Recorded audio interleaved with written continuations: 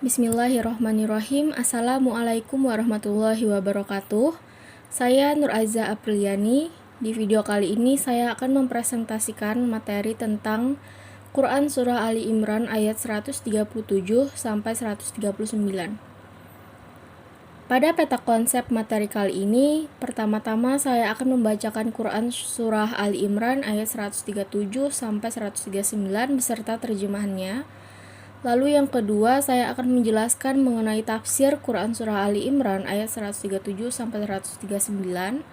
Dan yang ketiga, saya akan membahas mengenai aspek kandungan pendidikan dalam Quran Surah Ali Imran ayat 137 sampai 139.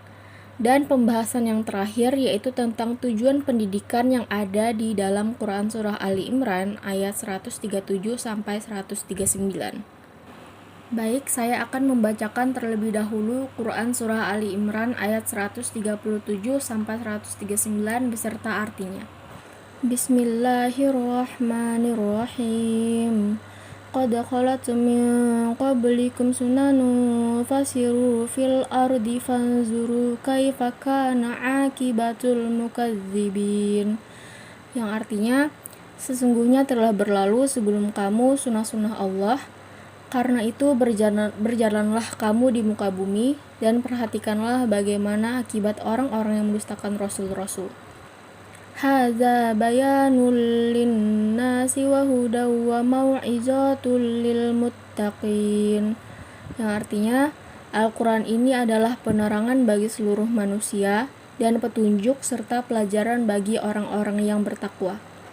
Wala tahinu wala tahzanu wa antumul a'launa in kuntum mu'minin. Yang artinya, janganlah kamu bersikap lemah dan janganlah pula kamu bersedih hati, padahal kamulah orang-orang yang paling tinggi derajatnya jika kamu orang-orang yang beriman. Pembahasan selanjutnya yaitu tafsir Quran Surah Ali Imran ayat 137 sampai 139.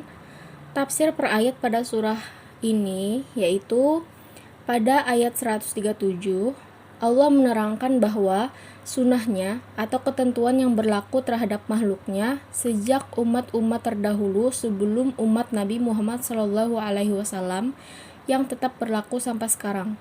Oleh karena itu, kita dituntut supaya melakukan perjalanan dan penyelidikan di bumi sehingga kita dapat pada suatu kesimpulan bahwa Allah dalam ketentuannya telah mengikatkan antara sebab dan musababnya.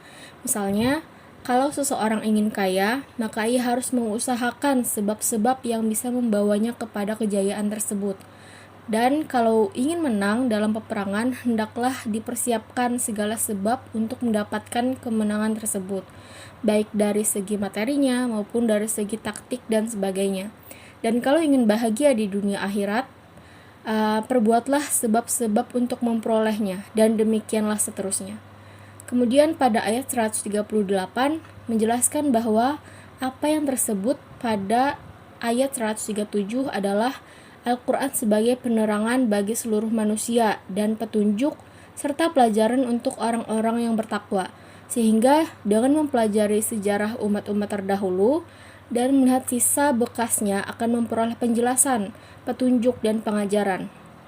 Ilmu kita juga akan bertambah tentang perjuangan hidup manusia di dunia ini. Dan dalam ayat ini, kita juga mendapatkan beberapa ilmu yang sangat penting. Yang pertama adalah sejarah, yang kedua adalah ilmu bekas peninggalan kuno, yang ketiga adalah siasat perang, yang keempat, ilmu siasat pengendalian negara. Yang selanjutnya yaitu ayat 139 yang menerangkan bahwa Allah melarang kita untuk tidak berdaya dalam menghadapi kekuatan yang sangat kuat, karena hal tersebut akan mengakibatkan hilangnya rasa semangat pada diri seseorang. Sebaliknya, Allah tidak melarang seseorang untuk mencintai apa yang dia miliki, yaitu harta, kekayaan, atau teman yang dapat membantunya atau memulihkan kekuatan pada dirinya, serta dapat mengisi hatinya dengan kegembiraan atau semangat. Adapun tafsir dari Ibnu Katsir yang menjelaskan bahwa ayat ini merupakan firman Allah kepada hamba-hambanya yang mukmin pada saat mereka mendapat musibah dalam perang Uhud. dan gugur 70 orang di antara mereka sebagai syuhada. Bahwa hal yang serupa itu telah terjadi pada umat-umat sebelum mereka, para pengikut nabi-nabi yang akhirnya merekalah yang beruntung dan orang-orang kafirlah yang akan binasa. Karenanya Allah memerintahkan kepada hamba-hambanya untuk melakukan perjalanan untuk melihat dan menyaksikan bagaimana akibat yang diderita oleh umat-umat yang mendustakan nabi-nabi Allah. Selanjutnya Allah berfirman bahwa di dalam Al-Quran terdapat keterangan sejelas-jelasnya bagi umat manusia, juga mengenai cerita umat-umat terdahulu, dan di samping itu Al-Quran juga sebagai petunjuk dan pencegah dari segala perbuatan dosa dan maksiat. Selanjutnya yaitu aspek kandungan pendidikan.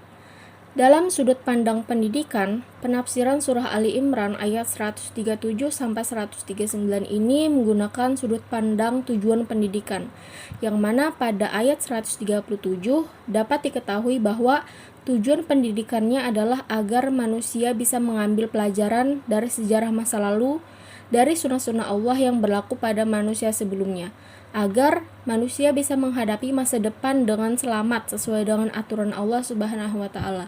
Dan pada ayat 138 terdapat kalimat Al-Quran ini adalah penerangan bagi seluruh manusia dan petunjuk serta pelajaran bagi orang-orang yang bertakwa. Dapat kita ketahui bahwa tujuan pendidikan di sini ialah agar manusia mengetahui jalan hidup yang lurus dan benar, di mana Al-Qur'anlah yang menjadi pendidik dan menjadi penerang jalan hidup manusia. Dan tujuan pendidikan pada ayat 139 yang terdapat pada kalimat janganlah kamu bersikap lemah, yaitu agar manusia menjadi orang yang kuat, sehat jasmani dan rohani, dan janganlah pula kamu bersedih hati, yaitu agar manusia bahagia dan tentram hidup di dunia dan di akhirat.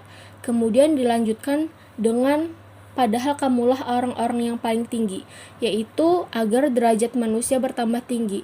Dan kesimpulan tujuan pendidikan pada ayat 139 ini yaitu agar manusia menjadi orang yang benar-benar beriman kepada Allah Subhanahu wa Ta'ala. Dengan semakin tingginya pendidikan yang manusia dapatkan, diharapkan manusia tersebut semakin kuat imannya kepada Allah Subhanahu wa Ta'ala. Selanjutnya yaitu tujuan pendidikan yang terdapat pada Quran Surah Ali Imran ayat 137-139 yang dapat kita aplikasikan dalam pembelajaran. Yaitu yang pertama, sebagai seorang guru haruslah memiliki persiapan dalam mengajar. Misalnya mempersiapkan alat atau media yang digunakan dalam pembelajaran agar para siswa menjadi lebih semangat dan juga tujuan pembelajaran dapat tercapai dengan baik. Demikian juga seorang anak didik hendaklah mempersiapkan diri dengan sebaik-baiknya dalam belajar. Persiapkanlah diri dan sarana belajar seoptimal mungkin agar anak didik dapat belajar dengan sebaik-baiknya. Yang kedua, seorang guru harus memberikan ilmu yang baik agar anak didik dapat menjadi orang-orang yang bertakwa. Anak didik diberikan ilmu duniawi dan ilmu agama agar tertanam di dalam dirinya untuk memiliki sifat disiplin yang tinggi dalam menaati perintah Allah.